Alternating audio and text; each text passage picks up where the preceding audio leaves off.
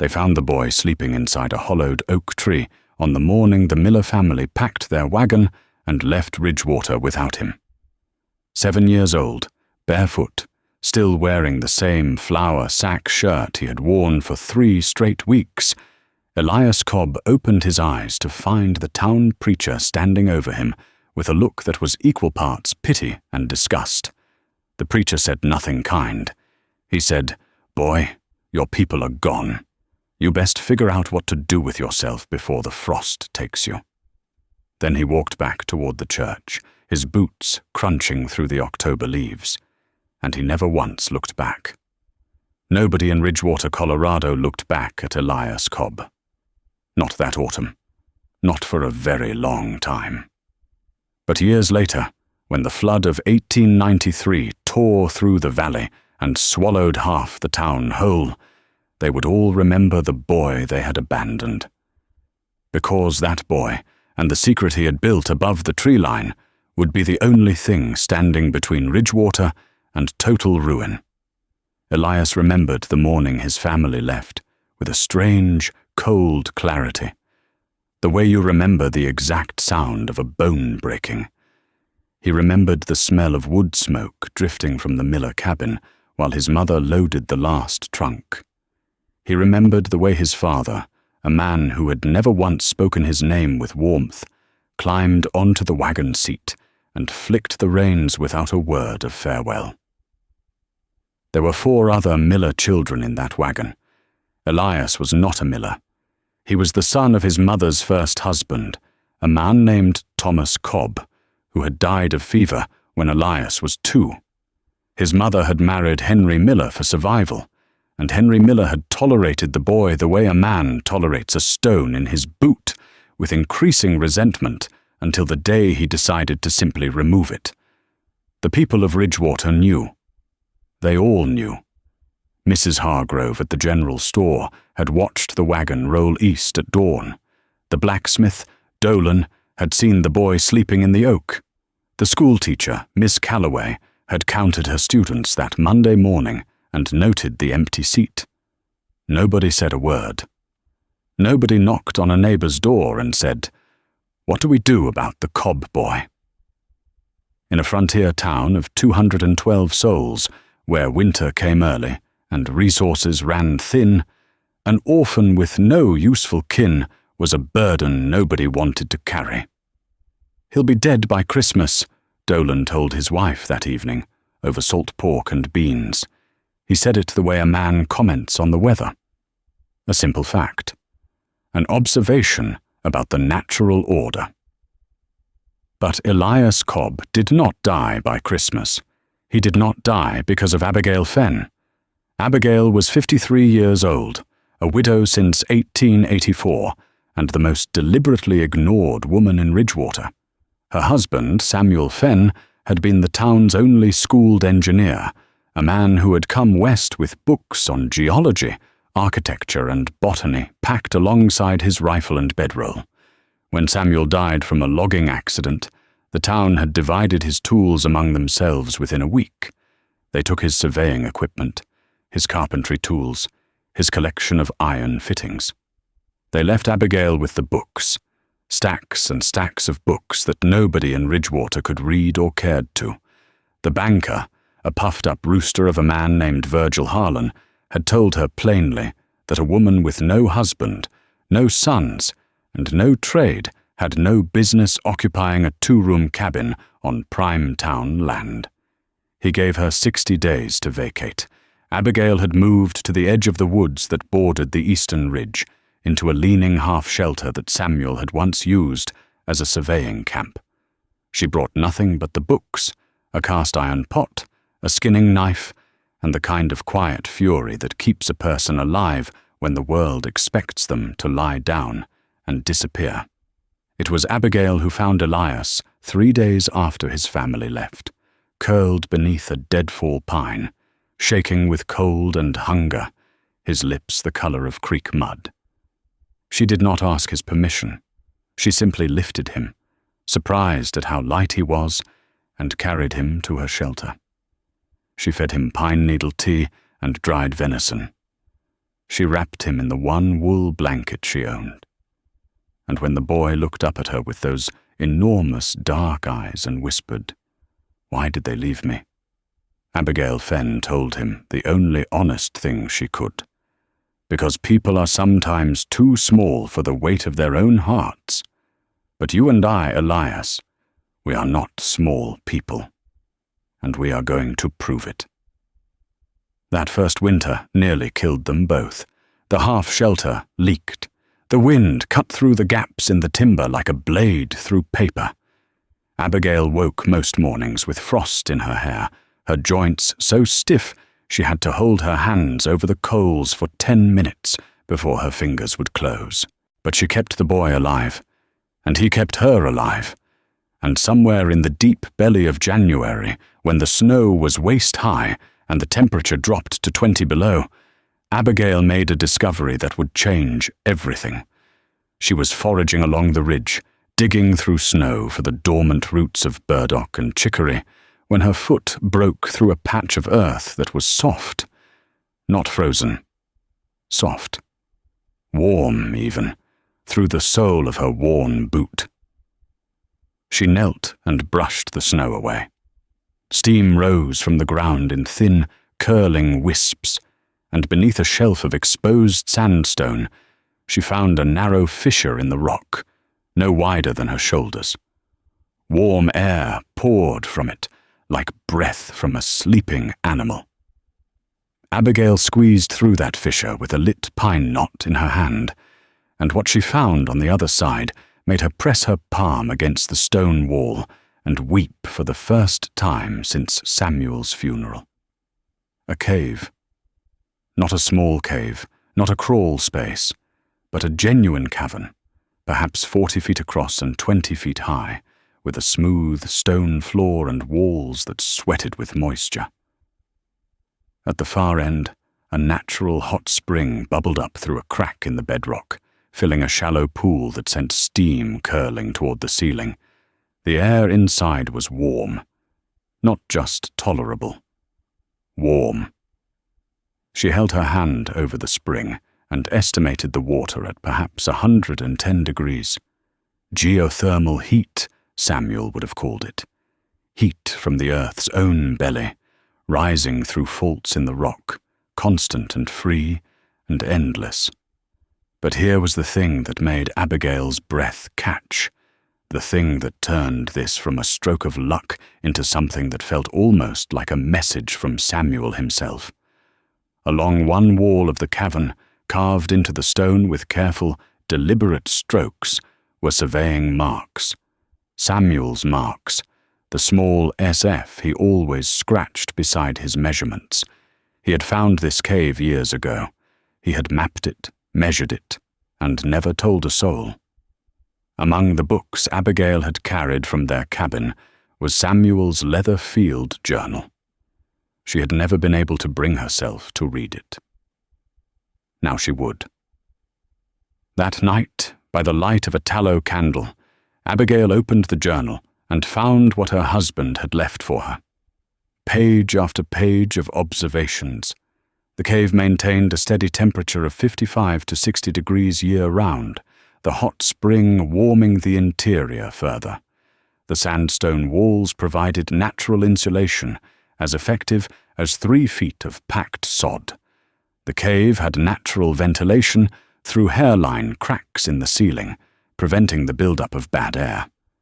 Samuel had even sketched plans for a livable space, noting where timber supports should go, where a cook fire could be safely placed with smoke channeled through a natural chimney crack, where shelves could be carved into the soft upper stone for storage. He had found this place. He had planned to show her. Then a falling pine had crushed his chest and taken the secret with him to the grave, almost taken it, because the books had survived.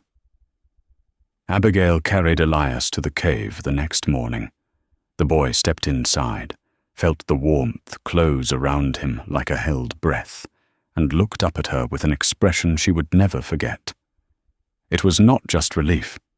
It was the first time in his short life that someone had given him a place where he was safe. "We are going to build something here," Abigail told him. "Something no one can take from us." And that is exactly what they did.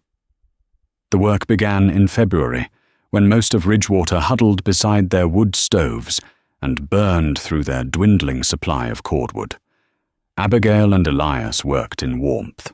The cave's constant temperature meant they could labor without gloves, without the numbing cold that made every frontier task take 3 times longer in winter. Following Samuel's journal like a blueprint, Abigail taught the boy skills that most grown men in Ridgewater had never learned. They reinforced the entrance with a timber frame cut from deadfall aspen, fitted together without nails using mortise and tenon joints that Samuel had diagrammed in detail.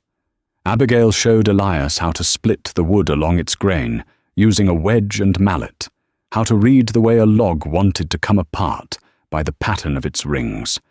They sealed the gaps with a mixture of clay from the cave floor and dried grass, a technique called daubing that pioneers had used for generations.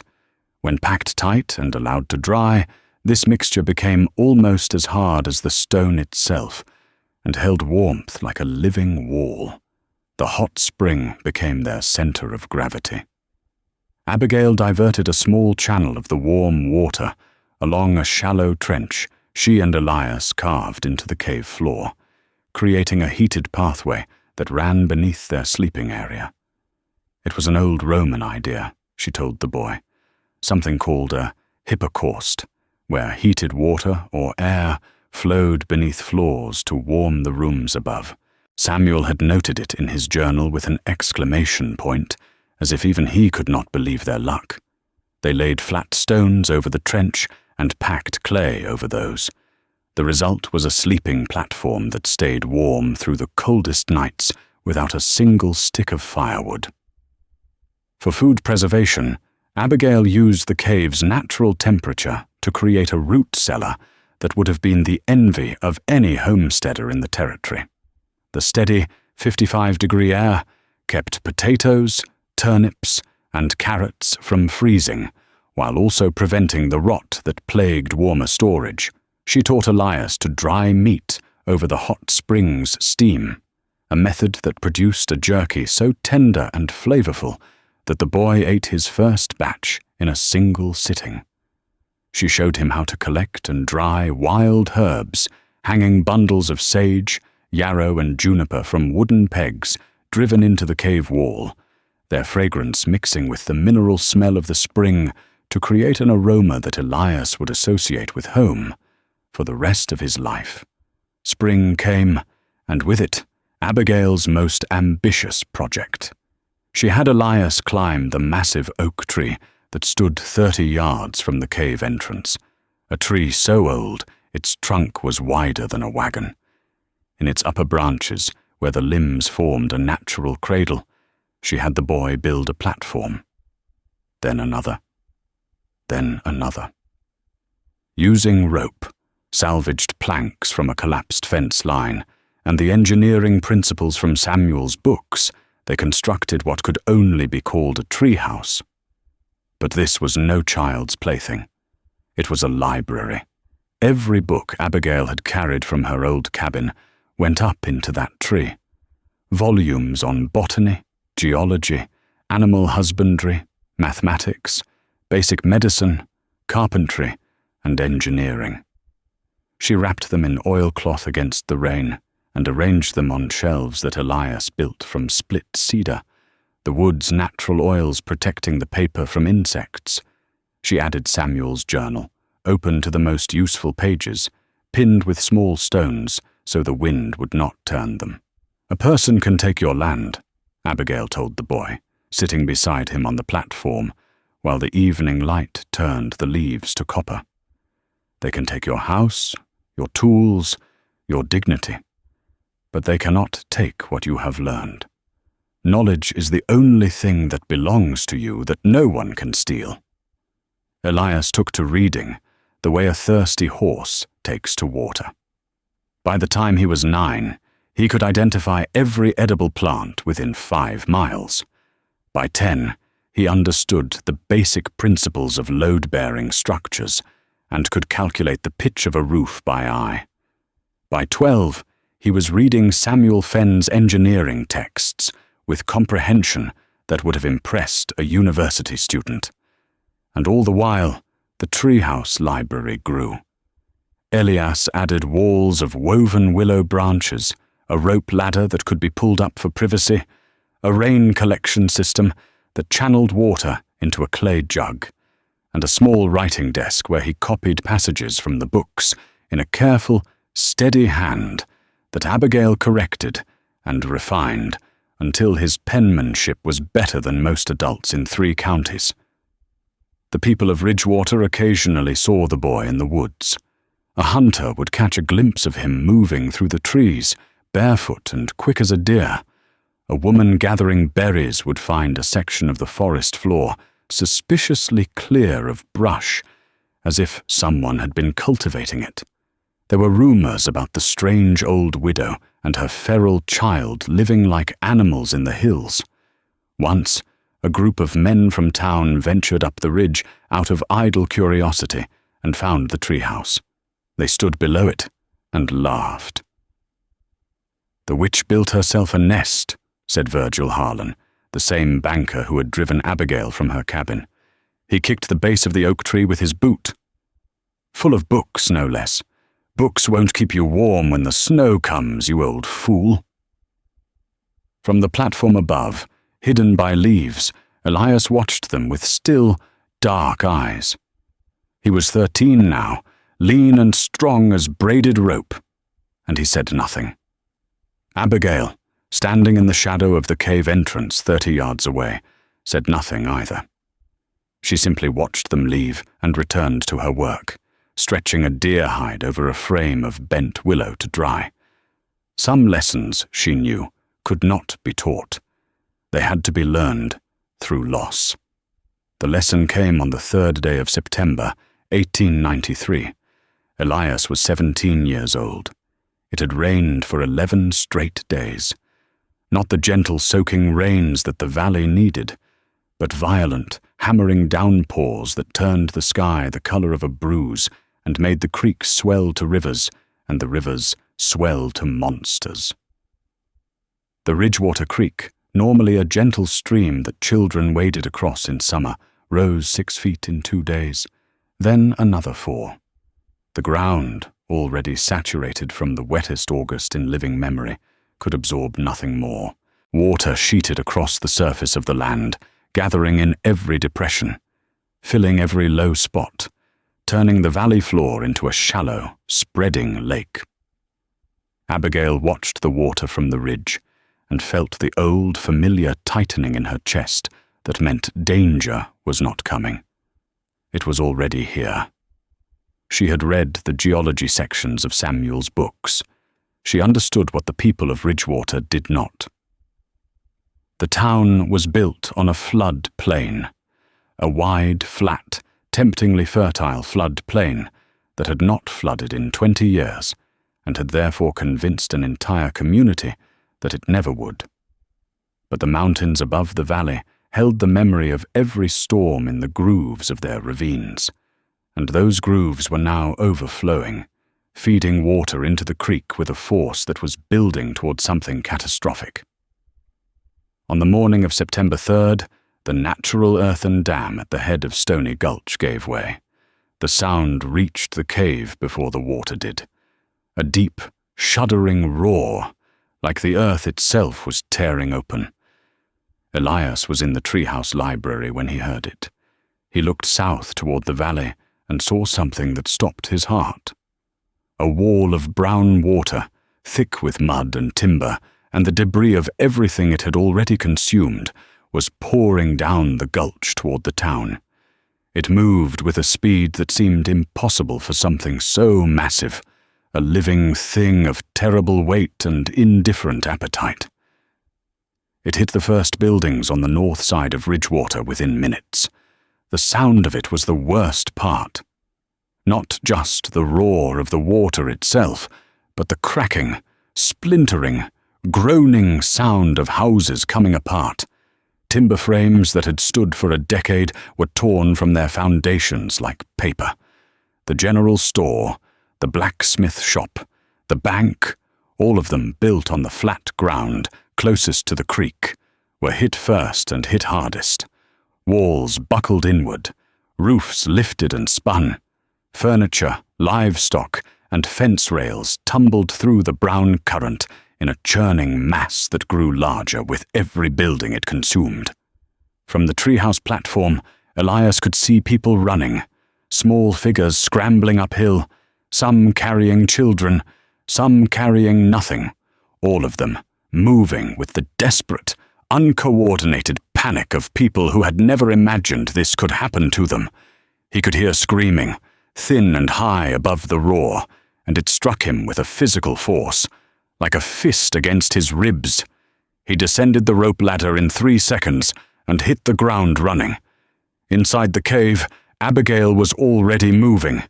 She had felt the tremor through the stone floor, a vibration that came up through her bare feet and told her everything she needed to know. She pulled on her boots, grabbed 2 wool blankets, and met Elias at the cave entrance. "The dam broke," the boy said.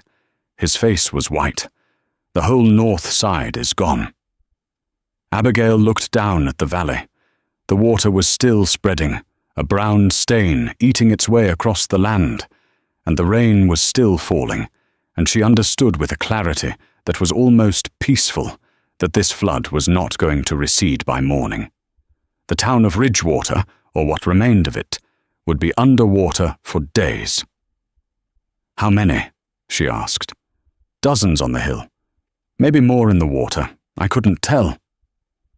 Abigail turned and looked at the cave entrance behind her, the fissure in the rock, 20 feet above the valley floor, tucked into the eastern ridge where no flood could reach. Inside, the warm air still breathed. The hot spring still bubbled. The dried meat still hung from its hooks. The root cellar was full. They had enough food for 2 people for 3 months, or enough food for many people for a much shorter time. She looked at Elias. He was already looking at her. And the thing that passed between them in that moment required no words. It was the understanding of 2 people who had been thrown away by the world and had built something from nothing, and who now had the choice to turn that same world away or to hold the door open. "Go," Abigail said. "Bring them up." Elias ran. He reached the hillside above town in minutes, his feet finding the path by memory, even through the driving rain. The scene on the hill was chaos. 40, maybe 50 people, soaked to the bone, shivering in the September cold, some of them bleeding from cuts, a few of them barefoot, all of them staring at the brown water below with expressions of incomprehension. The rain was relentless. The temperature was dropping as the storm pulled cold air down from the mountains. Children were crying. An old man was sitting in the mud, pressing a bloody cloth to his forehead. And there, standing at the edge of the group with his fine wool coat plastered to his body and his hair hanging in wet strings across his face, was Virgil Harlan, the banker, the man who had kicked the oak tree and called Abigail a fool. He was staring at the ruins of his bank, which was now nothing but a dark shape beneath the current, and his mouth was open, and no sound was coming out. Elias stepped forward and raised his voice above the rain. "There is shelter on the ridge, warm shelter, dry with food and clean water. Follow me." Nobody moved. They stared at him, this lean, weathered boy from the woods, this child they had abandoned 10 years ago, and they did not seem to recognize him. Or perhaps they did. And that was worse. "Follow me now," Elias said, quieter this time, but with an authority that came from somewhere deeper than volume. "The temperature is going to drop another 15 degrees tonight. Without shelter, some of you will not see morning." It was Dolan the blacksmith who moved first, Dolan who had predicted the boy's death over salt pork and beans 10 years earlier. He was carrying his daughter on his back, and the girl was limp and pale and shivering so hard her teeth were audible from 6 feet away. Dolan looked at Elias with something beyond shame, something that had no name. Then he nodded and said, "Lead the way, son." They followed, all of them, up the ridge, through the trees, along the narrow path that Elias had worn smooth with a decade of daily use. The rain hammered them, the wind cut. An elderly woman stumbled, and 2 men caught her arms and carried her between them.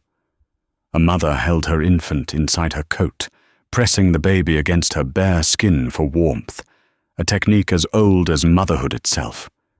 They climbed until their legs burned and their breath came in ragged gasps, and then Elias stopped before the fissure in the sandstone and turned to face them. "It's narrow," he said. "Go one at a time. It opens up inside." Dolan's daughter went first, carried through by her father, then the children, then the mothers, then the old man with the bleeding forehead. One by one, the people of Ridgewater squeezed through the fissure in the rock and emerged into the cavern that Abigail and Elias had called home for 10 years. And one by one, they stopped moving and stared. The cave was warm, warm the way a kitchen is warm on Christmas morning, warm the way a bed is warm when you wake on a winter night and pull the quilt closer. Steam rose from the hot spring in lazy spirals. Dried herbs hung from the walls in fragrant bundles. The sleeping platforms, heated from below by the channeled spring water, radiated a gentle, steady warmth that found their frozen hands and aching joints and began, slowly, to unknot them. The root cellar was stacked with turnips, potatoes, dried apples, and smoked venison. Clay jars held clean water. A fire burned low in the cook pit, its smoke drawn upward through the natural chimney crack that Samuel Fenn had identified in his journal 15 years ago.